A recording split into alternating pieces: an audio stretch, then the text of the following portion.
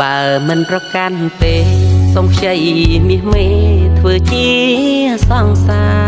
រត្រឹមមួយសប្តាហ៍លក្ខខណ្ឌបែបណាក៏ព្រមដែរថ្លៃ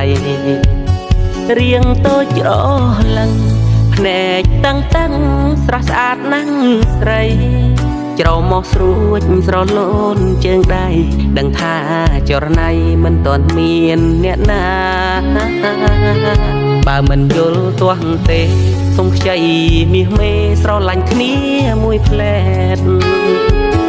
គ្រាន់តែជាហេតុអ្នកផ្សេងមើលមកដូចយើងសង្សារធ្វើដូចមែនតែនឲ្យគេច្រណែនយើងពីកាយាទៅបោះតង់ជាមួយជីវ៉ាប្តីសុខយ៉ាងណាស្នេហាកំផ្លា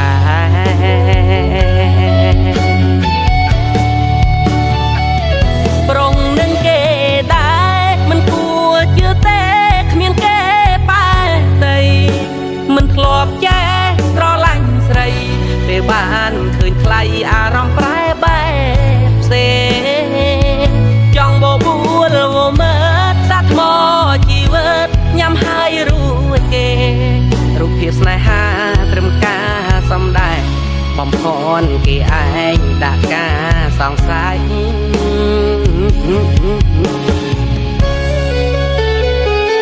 បើមិនប្រកាន់ទេសូមខ្ចីមាសមេធ្វើប្រពន្ធបងអួតគេផងមិនអោយឆ្គមឆ្គងផ្អែកស្មាកាន់ដៃប្រពន្ធលំលំមិនបាច់ផ្លូវការក៏បានដែរថ្លៃត្រឹមបង្ហាញភ្នែកអ្នកដទៃសូមសិទ្ធចរណៃស្រឡាញ់មួយជីវិត